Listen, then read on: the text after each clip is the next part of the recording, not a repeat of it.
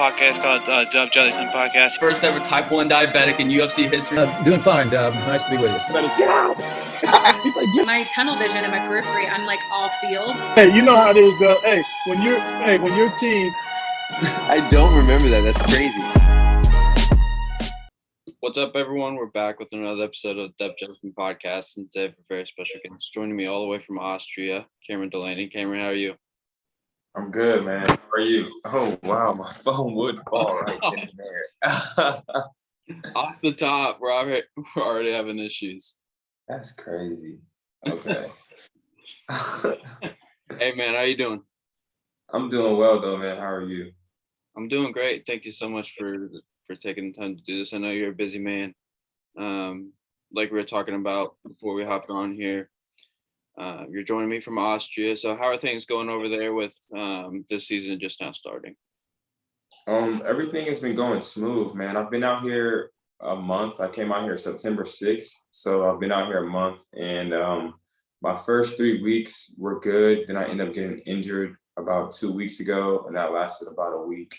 And now I'm back on the pitch, and I can't complain, man. I'm enjoying it. Mm-hmm. I saw you've already been having success. I mean, to start the year, so. Yeah, but so I didn't get to play many preseason games, man, because I came out here kind of late, and then I got injured. But then the season opener, I definitely had a pretty good showing, man. I had a pretty good showing, so I can't complain, man. I'm just blessed and ready to continue to keep building each week, you know. For sure. I mean, talk about the team that you're a part of and how you see this year kind of playing out for you guys. The team that I'm a part of, this is actually my second year here. My rookie year I was here, and then my second year I was in Germany. So this is my third season now. I'm back in Austria, and I actually like the dynamic of the team. We have a bunch of hard workers. We all fit together well. And I think we're going to have a solid season, man. I really think the season's going to be solid. I think we're going to go far in the playoffs, hopefully. Mm-hmm. I mean, I don't know if there's a huge difference, but what's the difference between you coming over to Austria, playing with this team the first year, and then having that year in Germany, like you mentioned, and now coming back to that same squad? You said, how was it coming back to playing in Austria, and how was Germany? No, I'm saying like how have you kind of changed between your first stint and your second stint with this team? Oh, a huge change. I would just say just me having the experience playing overseas, and then also me playing in this league my rookie year. Mm-hmm. I got to see the atmosphere, the competition level, and just the physicality nature of the game and how they play in Austria. And so coming back this year, I just was mentally prepared and knew what to expect. So that I think the experience really is what will do it for me. Just being mindful of knowing of what I've been through my first year prepared me for this year. Mm-hmm. And I mean, what's the basketball culture like over there? Because I've had guys on from all around that have played all around the world, like Japan, Australia, Germany, like you name it, I've had them on. I've never had someone on that's played in Austria. So what's the basketball culture like over there? Their fans are really hostile and crazy. They really love the game here, man. The play is very physical, so that's a little change. It's really a grown man's league. And I just think the love for the game here in Austria, it may not be seen in the States or heard in the States, but they really love the sport of basketball out here. So I enjoy it, man. Mm-hmm. Now, I know I've heard some crazy as hell stories about overseas fans and throwing pipe bombs on the court and stuff like that. Yeah. Stories like that. Yeah, man. They're in there off of beer, and they're just having a great time, yelling, screaming, banging on drums, man. It's a great atmosphere to play in, man. I would say it's better than college basketball for me, just because of how hostile they are. Like those environments, man, they get you going. Like it gets your adrenaline rushing, and it's loud as hell in there. You can't really hear much. I love it. I mean, for me personally, college basketball is my favorite sport. Like, I kind of separate the NBA and college basketball. So, like, college basketball is my shit. Like, that's my favorite sport. So it's cool to hear that it kind of has that same feel and atmosphere. Yeah, for sure. It's really rowdy and crazy in there. I wouldn't say all college basketball atmospheres are like that, but the ones that do get like that, man, it's comparable to that, man, for sure. It is kind of weird to think about, like, I mean, us here in the States, we don't really get to see that like fan interaction and how crazy they get. I mean, I could only imagine how it would get with, like, obviously soccer is huge overseas in Europe and things like that. But I mean, like, if there was football over there and it was like as big as it was here in America, it would be insane. That'd be crazy. Yeah, it would be insane. Them seeing players just bang together and do this, that, and the third, man, they would be in the crowd going crazy. They already go crazy for soccer over here. So just seeing tackle football, American football over here, it'd be a whole different atmosphere. The fans would probably be fighting, and just like how they do with football. I mean, have you had any bad interactions with any of the fans, like them throwing stuff? Thankfully, no. Like I haven't had any bad interactions. Like nothing thrown at me. If they said any cuss words, they're saying it in German, so I can't understand. But other than that, man, no. I really get love from the fans, to be honest. So, yeah. I mean, how do the fans kind of perceive Americans coming over to play? Obviously, wherever you go, I would assume it's the majority of the guys are from that area, whether it be like Austria or Germany or in Europe in general. So how do they kind of perceive the American guys that come over and play? The fans?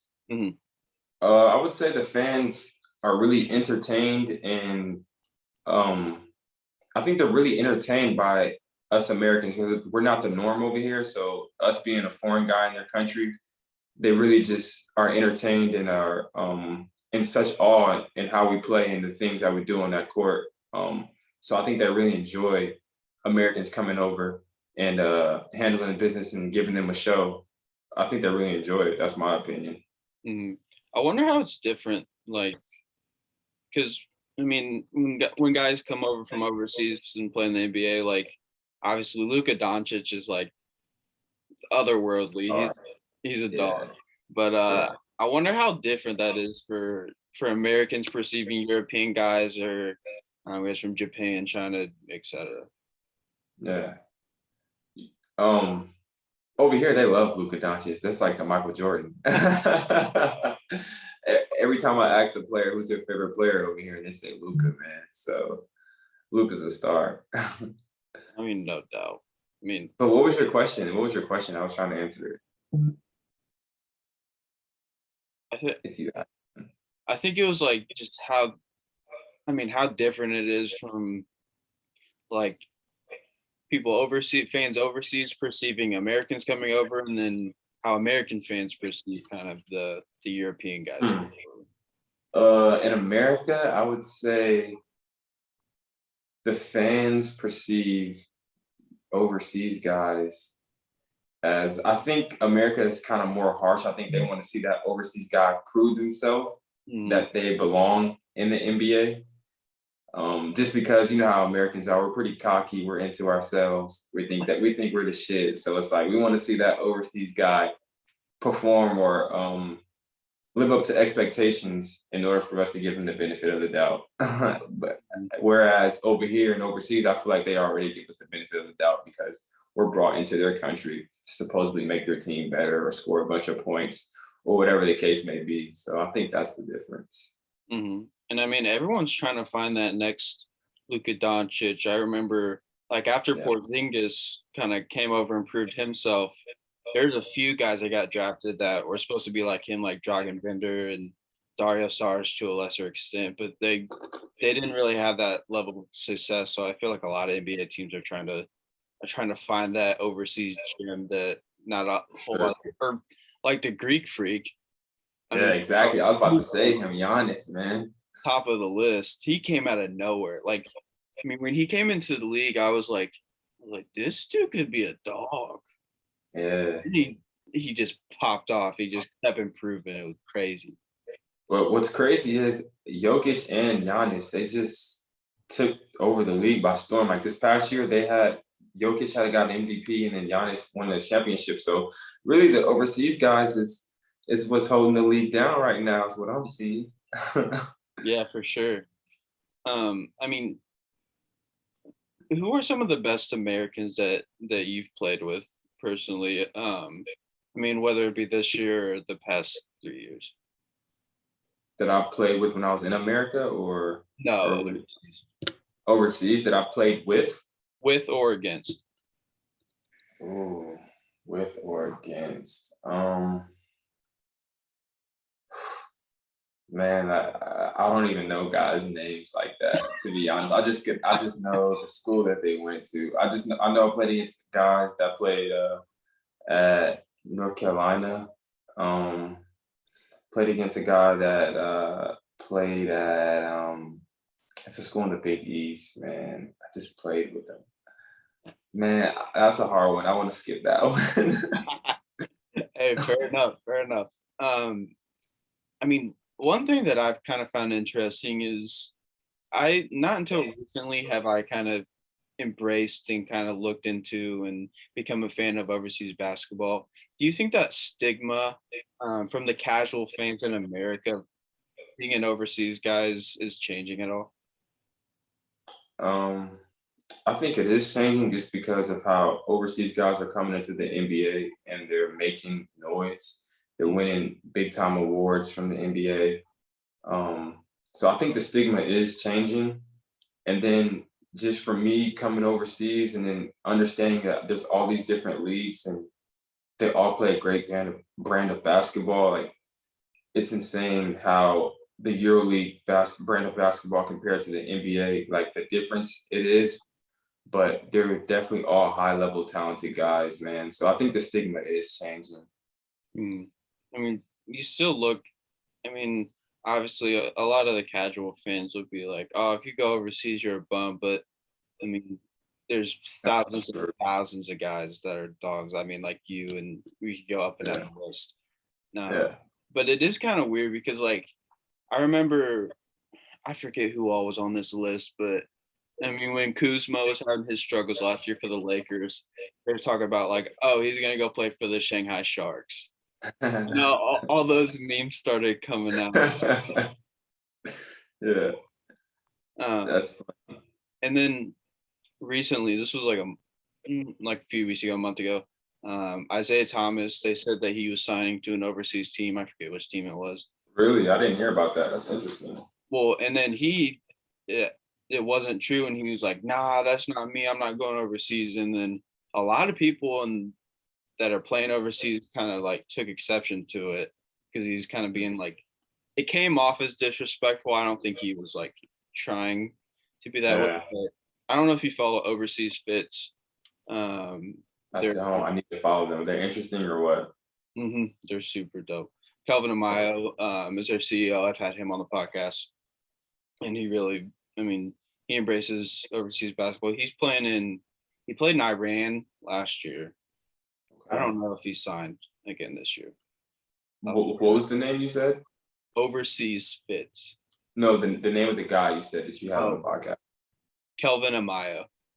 Okay, nah, I'm not familiar with him. Yeah, I mean, but yeah, I mean, he kind of posted things about that of all the overseas guys reacting to Isaiah Thomas saying, "Nah, I'm not going overseas." Yeah. They were not happy.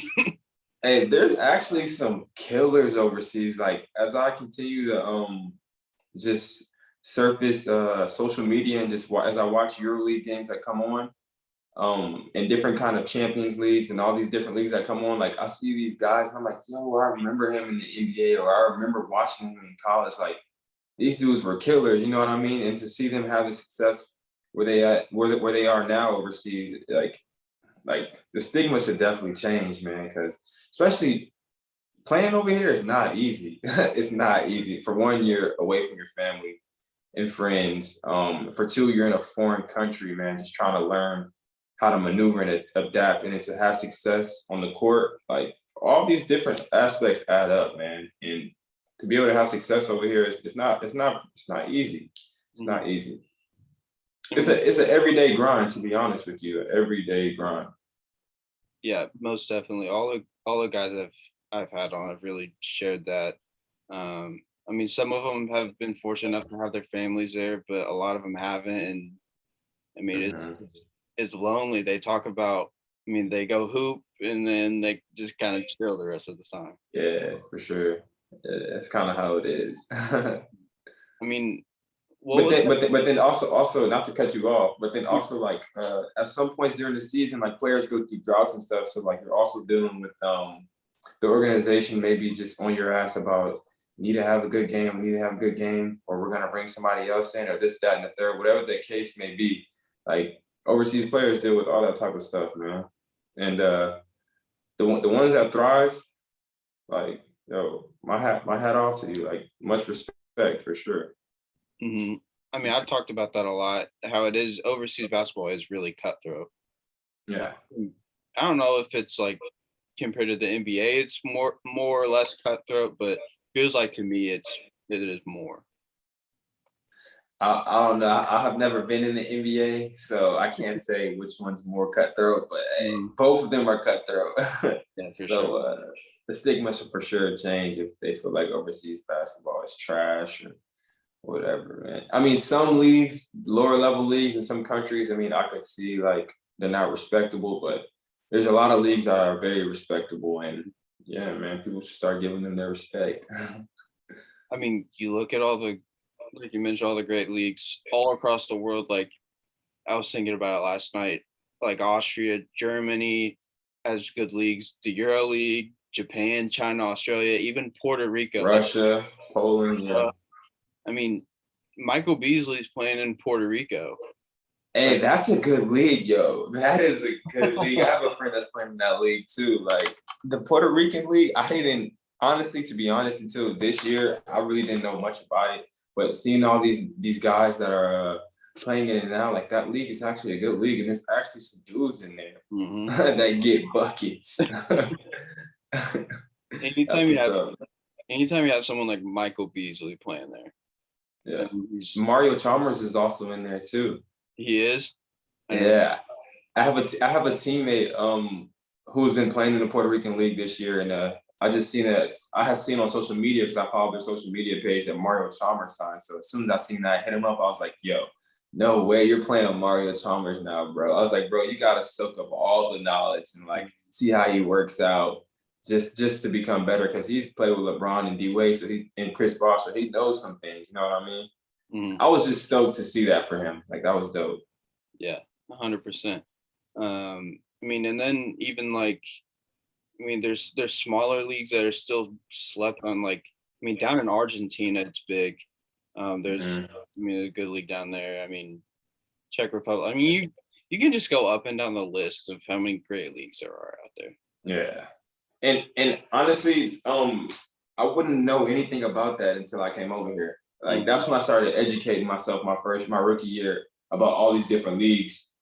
Was when I came over here, because when I was in the States, like all I knew was college basketball, the G League, and the NBA, and then I knew Euro League. But once I came over here and I started talking to my teammates, and they're explaining to me that there's so many different leagues and they're high level leagues, I was like, wow, man, this is interesting. Like basketball really is like worldwide. Like it's insane. It's dope.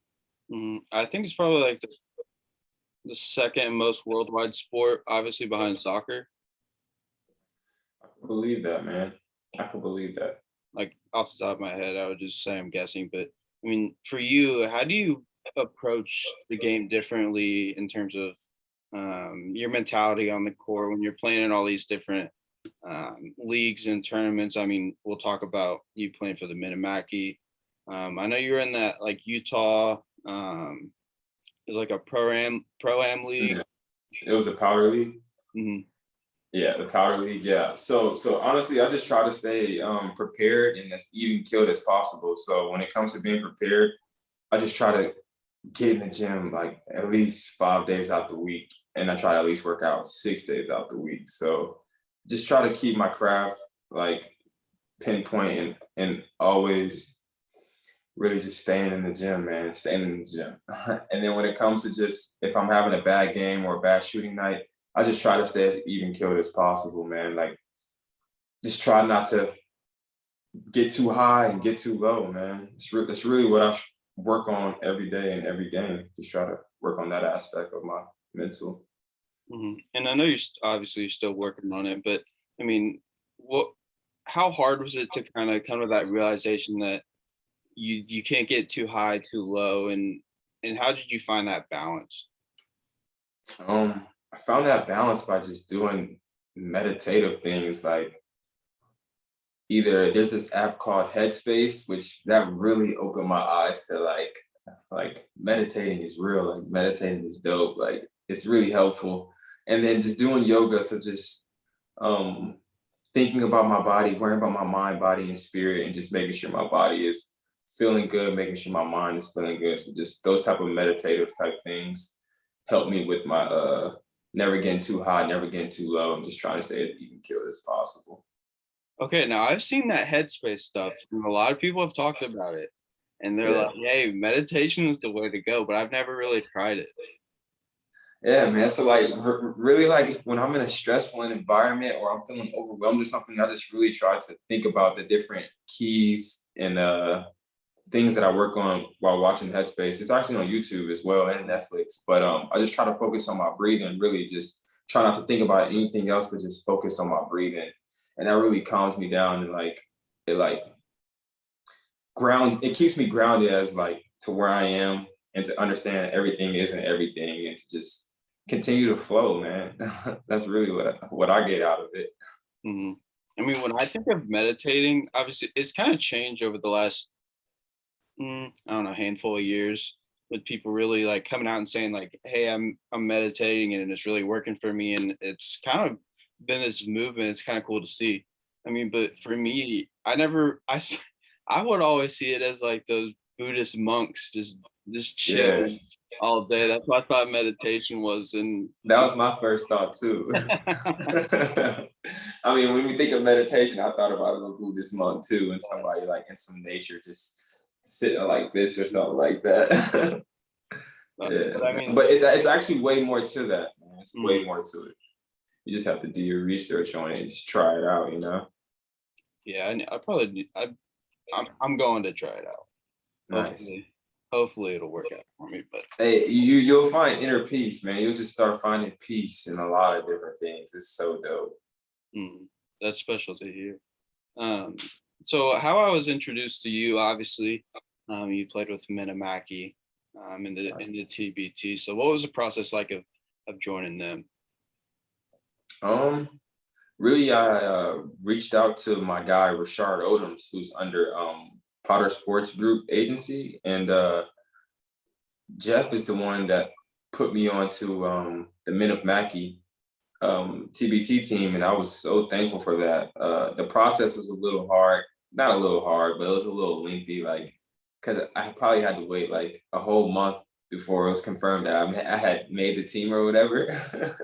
So, but it was nothing wrong with that. It was chill. But for them to accept me and want me on the team, I was super geeked and was excited about that. I mean, were you super familiar with any of the guys? Like, I mean, obviously Robbie Hummel, Lou Jack, Kelsey, and Haas, and the rest of the guys. Yeah, I mean, to be honest, I knew about Robbie Hummel, but everybody else, not really, because I was really young. I was really young when they were killing like that. And then other than that, I just knew about Robbie. But then when I actually met the guys, I was like, yo, these dudes are super dope. Like I had so much fun, man. I had so much fun. Just that week and a half or however long it was, like it was a cool experience for sure.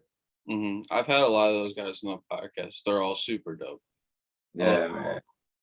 Like from the practices to just hanging out to the games, just seeing how everybody really being around those such high level guys, like it made me take a different approach to the game. Like, cause me watching how they approach the game, like I just was soaking a lot of things up like a sponge. I really was. And that was going to be my next question. Did you get a chance to pick their brain at all? Whether it be like small pointers on the court or things in life in general, or did you just kind of sit back and watch how they operate? I did a little bit of both, to be honest with you. I know when we were in practice, I would sit back. Well, really, I would be practicing, but as I was practicing, I was really soaking up like how guys warm up, how guys work out, how guys play when they compete. Like I was really soaking all that up, and then when we were going for extra workouts, like I remember being in the gym a couple times and I seen Kels would just shoot like right just in the middle the whole time, just doing a hella reps in the middle. And like I remember like 2 or 3 weeks ago, I reached out to him and I was like, bro, I remember when we were working out, all you did was work out, all you did was do certain things in the middle. I was wondering why he did that, and he gave me a couple pointers on why he did that. And I was like, yo, I mean, it makes sense, man. It makes sense. So Yeah, I love Kelsey. He's so damn funny. yeah, he's so dope, bro. I don't even know if he means to be funny or anything, but yo, he's just funny, man. I think it's just like the way he talks. Yeah, The way he talks always makes me laugh. I don't know why. I agree. I feel like everybody on that team was funny in their own way. Like I was really one of the most fun I've had since like AAU days, for sure. For sure. And I mean, Kelsey went on Raphael Davis's podcast. Shout out to Raphael. But I mean, he said that TBT was the most fun he's ever had as a pro. Yeah, I could believe it. I mean, we really had that much fun, and like it was just a camaraderie, man. Everything we did, from going to the games to eating dinners to eating lunch, just hanging out with the guys, man. It was a lot of fun. It was a lot of fun. I can't explain it, man. It was just the whole experience, the vibe. Yeah. That's what it was. It is. The coaches were cool. Shout out to Ryan, both Ryans. Yeah, man, they're both dope too. I'd love to be back for another go round. Make some more noise with those guys. For sure. I'm sure they'd love to have you back. Yeah. I mean, what do you think about that whole TBT setup and in the atmosphere? I mean, I was in Columbus for that first game, and it was rocket. Yeah. It was awesome. Yeah. I would say it was extremely dope. I like how TBT does a lot of advertising. Like the advertising they do for it really gets America and the people around the world like involved and really on the edge of their seats as to when the games are about to play and their team playing, like they all come in support, like that type of thing. TBT does a great job with that. And the atmosphere versus Ohio State, that was crazy. Like it felt like a college game, honestly. It felt like a college game. I mean, because when I went to that first game against the Volunteers, it was like still half and half Ohio State. Yeah. And they weren't playing until the later game that day. Exactly. I mean, it was rocking in there. I mean, it is kind of like a smaller gym, I guess. It is pretty big, but it did have that college basketball feel, which I loved. I think it was actually better that it wasn't a big coliseum or a big gym, just because it was more compact and had like everybody kind of right there on the court, right there with you. You know what I mean? And to be able to see the past alumni of each team, like that was pretty cool to see as well. Like even us as players, I think we think it's dope just as a fan. I mean, from just like as a fan would, from fans aspect, to see like the alumni come back and play for their former teams and stuff like that. You know what I mean? Just to see how they're doing in life, and also just to put on that jersey one more time and get after and compete, you know? I mean, I don't know if you're necessarily an Ohio State fan, but were you fans of any of the guys that respected their games from either the Volunteers or Carmen's crew? Yeah, man, I remember seeing a lot of those guys. Even the guys from Purdue, I remember watching them play growing up as a young boy, man. Like, so to actually be out there, to be honest, it was surreal. Like I was having a lot of surreal moments while I was there. I think that's why the experience was so much fun for me, because there was a lot of things I never expected to be happening in my life, you know? And so for that to happen, I was just in awe, and I was thankful, and I really was happy. I was blessed. But to see the guys from the Volunteers, to be able to play against them after watching them as a kid, that was dope. The guys from Ohio State, that was dope. And then also you're around so many pros and guys that's actually done it before, just being in that area, because we all stay at one hotel. Yeah. That was also a cool thing as well for me. Mhm. I mean, off the court, did you guys, talk about anything about kind of adapting to overseas life or anything like that? Or is it Oh yeah, for sure, man. Many conversations. So I remember asking Robbie Hummel some questions. He told me a couple of NBA stories that was really interesting just to hear that from a guy that's actually did it, you know. And then we talked about with guys that played overseas, hearing their stories. Like it was really dope to hear that. Okay, I wasn't the only one going through or feeling the feelings that I was feeling while I was over there, you know.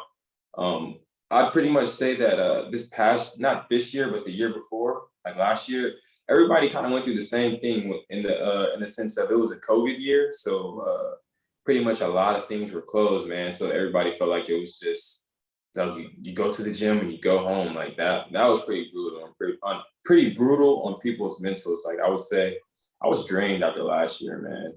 And to hear that from the other guys that been through it as well, like it just felt good to hear it, to know that like, all right, I'm not the only one going through this, you know?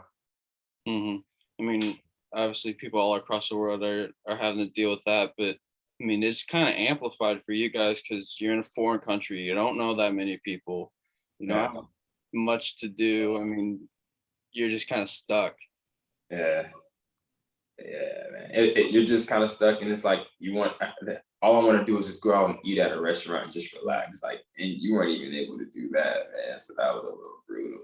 But to hear that from the other guys, man, it's like, okay, I'm not the only one going through this. And I continue to push forward, sort of thing, and that things will get better, you know. Yeah, no doubt. I know we're getting close on time, so there's a couple more things I want to talk about. Talk about your path from high school and then obviously to Denver and then transferring to Sam Houston State. Okay, so I've always been an underdog type of guy, man. Always overlooked. Always had to prove myself, which I love. I'm not complaining about. But I went to Harker Heights High School. I grew up in Harker Heights, Texas. It's a small city, really a military town. Went there for 4 years. Then I went to the University of Denver just because of Royce O'Neal. He did 2 years at Denver. Oh, somebody. Am I here still? Yeah, you're good. All right, somebody called me, my bad. But yeah, I went to the University of Denver just because of Royce O'Neal, who went to Harker Heights High School, from Killeen, Texas. He went to Denver for 2 years. So I kind of wanted to follow in his footsteps. And that's also like one of my idols, just because he's in the NBA, he's done it, he's doing it. And so I wanted to follow that same route. So I went to DU for 1 year, and then I transferred to Sam Houston State, where my brother and my sister were playing basketball on scholarship at. So it was cool to come back home and also to be at the same college where my siblings were at. So that was dope. And then my career at Sam Houston started out really rocky, man, really rocky.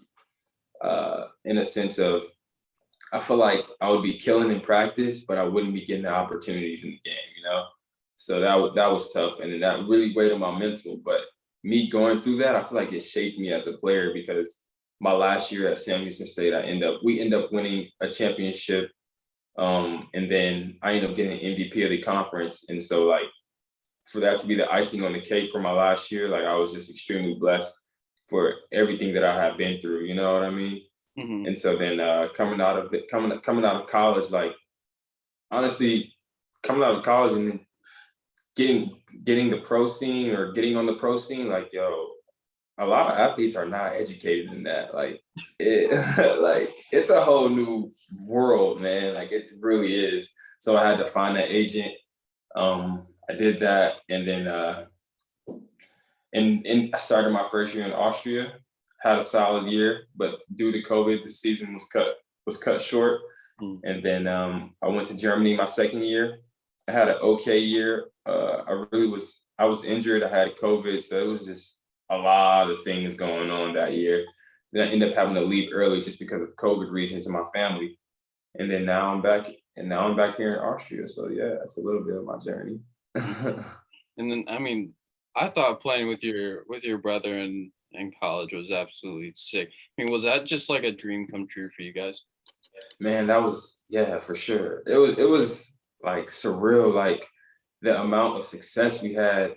our senior year, because going into our senior year in high school, we had won a championship our senior year in high school. So going into our senior year of college, like we were both telling each other, we were grounding all summer, like, let's just treat this like how we treated this in high school. Let's just go out with a bang. You know what I mean? Like that's what we would tell each other. And so when the season started, when summer school started, like the very first day, like we had the mentality and the attitude that, it's championship or nothing. Like this is our last year, you know what I mean? And so for us to have success like that in our last year, like it was extremely dope, bro. I really wish, now that I'm 3 years removed from college, like I'm like, damn, I really wish I could go back. Or I really wish I could have seized the moments even like better while I was going through it. But I'm just blessed that we were able to do that in our last year. Mm-hmm. I miss playing with him, to be honest. Like nobody compares to him player wise. Even if I play with the NBA player, like nobody compares to how I play with when I play with him, to be honest. So well, shit. I mean, you grew up together. That would make a lot of sense. I mean, what was it like to, like you mentioned, you kind of had a rocky start at the beginning of your Sam Houston State career. What was it like to grow even further with him through those years and have it all pay off at the end of the year, or at the end of your college career with, like you mentioned, the championship and the player of the year?